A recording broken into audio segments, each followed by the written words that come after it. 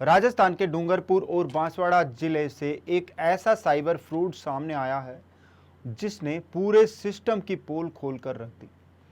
1800 करोड़ रुपए का घोटाला, सैकड़ों आदिवासी ग्रामीणों के नाम पर फर्जी बैंक अकाउंट और सिम कार्ड और पूरे देश में फैली मनी लॉन्ड्रिंग की जांच। इस हाईटेक ठगी ने कई बड़े सवाल खड़े कर दिए हैं।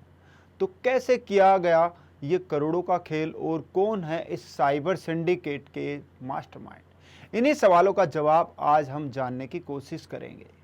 दरअसल यह घोटाला तब सामने आया जब डूंगरपुर बांसवाड़ा सांसद राजकुमार रोत ने डीजीपी को एक विस्तृत शिकायत पत्र भेजा। फ्रॉड का तरीका चौंकाने वाला है। ठग गांव-गांव घूमते हैं, मुफ्त पैन कार्ड, लोन या नौकरी का लालच देकर ग्रामीणों को विश्वास में लेते हैं।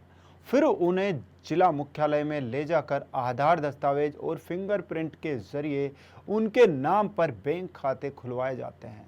बैंकिंग किट जैसे एटीएम, चेकबुक, पासबुक सब ठग रख लेते हैं और ग्रामीणों को वापस भेज दिया जाता है।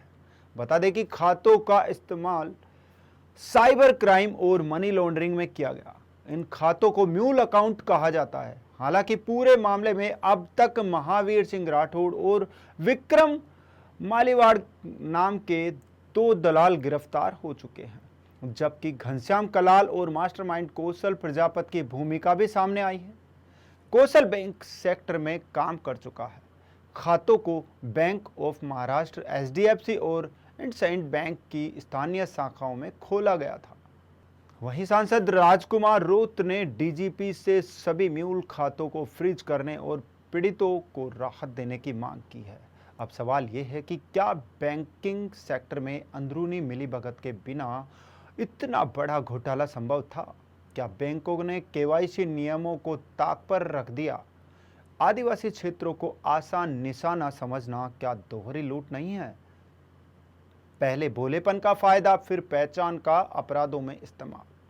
इतने बड़े नेटवर्क का मास्टरमाइंड कौन है? क्या यह गिरोह देश भर में फैला हुआ है? ये सभी सवाल आम जन के जहन में आ रहे हैं। सांसद राजकुमार रोत ने सोशल मीडिया पर कहा कि डूंगरपुर और बांसवाड़ा के आदिवासी भाइयों के नाम पर फर्जी बैंक खाते खोलकर करोड़ों का घोटाला किया गया। सभी दोषियों पर सख्त कार्रवाई और पीड़ितों को न्याय मिलना चाहिए। हालांकि यह केस सिर्फ एक साइबर फ्रॉड नहीं है, बल्कि सिस्टम पर सीधा हमला है। बैंकिंग कागजों पर लोगों का नाम है, लेकिन उन्हें खुद नहीं पता कि उनके नाम पर क्या हो रहा है।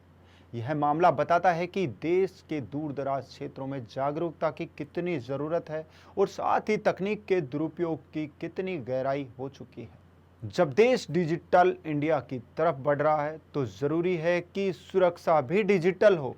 आदिवासी क्षेत्रों में ऐसे फ्रॉड दोहरी मार है।